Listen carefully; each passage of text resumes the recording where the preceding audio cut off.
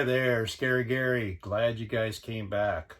Well, today we're going to talk about Big Bend National Park. Big Bend gets its name from the way the Rio Grande River goes way to the south and comes way back up, which leaves a big bend in the border between Texas and Mexico.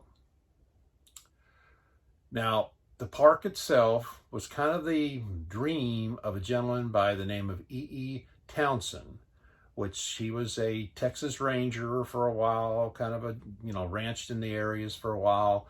And he came to the state legislature in 1930. And his dream was to form a park in the Big Bend country, which he was able to get it passed in 1933.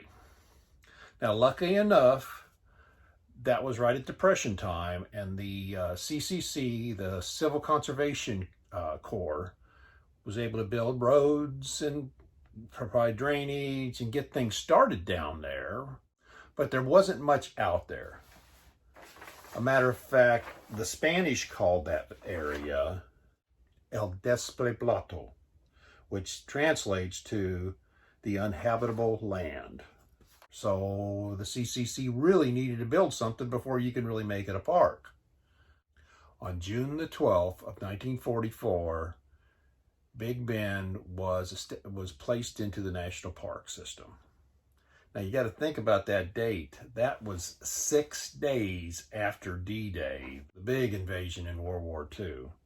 So I imagine the country had a lot more on their mind than just this national park, so it is kind of a miracle that this park came in existence. I've heard of this park for many, many years, but I've heard people talk about, oh, you got to go out there. It's really beautiful. The park is over 800,000 acres, so it's a very large area. So we drove into the park, and as I was coming in, I kept stopping and taking a picture of the mountains and thinking, oh, this is neat, until we made it down to Santa Elena Canyon. And what you have is where the Rio Grande cuts through this canyon, and 1,500 feet up in the air is cliffs on both sides. It's very beautiful. And we looked at the itineraries that the Park Service puts out and gives you suggestions, and we knew we were only going to be there for one day. So we basically followed the one-day itinerary, which we left our campsite. If you remember, we stayed on the outside of Big Bend because there wasn't any places available on the interior. They were all booked up. So we stayed basically 8 miles from the gate. And once we drove the 8 miles, got in, then we drove another 26 miles to Panther Junction, which was kind of the main hub in the area. There was like a museum there, and there was restrooms there. The restrooms were open, but they had most everything was on the outside, and the rangers were, they were keeping the distance. When you'd ask them about something, they would point to it with a extended stick showing where the areas are. And they answered all the questions, and there's not much else out there. There was a little gas station that was about 3 miles away that had some food, some, sandwiches and snacks in that specific area. There was only one really restaurant on the park, and that was at the lodge at Chilos Mountains, which we went there at the end. The Chilos Lodge is what that was called. After we got done at Panther Junction, then we went down 43 miles to Santa Elena Canyon, which it was worth the walk. We did stop along the way at a place that was called the Mule's Ears. And we just basically got out and took a few pictures of it. And then we drove the rest of the way down to Santa Elena Canyon. The one-day itinerary suggested several places to stop and take a little hike here, a little hike there type scenario. We figured, let's get down to the end, and then we'll come back and we may take some hikes. Unfortunately, our age shows we did the hike down at Santa Elena Canyon, and it was well worth it. But it was going up quite a few steps. I think it's only about a mile, if I remember correctly. But it's not, you know, it's a fairly moderate hike for someone of our age, we'll say. And once we did that, we decided we probably not going to go on many of the other, you know, the hikes. But it was definitely well worth it. Rio Grande runs right down the middle of it. Mexico's across the way, and then here we are in Texas, just on a bare sliver of land with canyons going up 1,500 feet. It was very, very beautiful. But once we got done with that, we drove back 46 miles, which was heading back toward Panther Junction, but we got about 6 miles from there, and we turned on this other road, which went down to this Chiros Mountain Lodge. And there was that's where the restaurant was at. So, and we hadn't ate yet, so we basically went there, and there wasn't anything inside eating.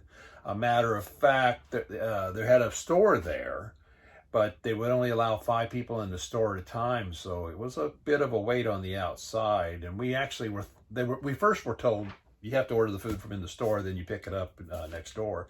But when we were in line, they were told, no, you walk up there, then you do. So we never even went in the store. But I tell you one thing, driving up there, now we weren't pulling our rig because it was still back at the campground, but we went through some roads, and it said if you had a rig over, I think it was in the 20s, our rig would have been a little bit too big on the back of our trailer to make some of the bends going up there, because there was some pretty good switchbacks going back and forth. And a matter of fact, we pulled up there, everything was stopped, and a ranger came up to us immediately and says, there's just no more parking spots up there, so we got to wait for people to come out. And we probably waited 15 minutes at the very most. It wasn't very long. But once we got up there, there's some really good views up there, and it's like whoa, because it's like I said at the beginning when I was going into Big Bend, we were like, oh my gosh, look at these mountains. Oh, look at those mountains. Oh, that's so beautiful, whatever.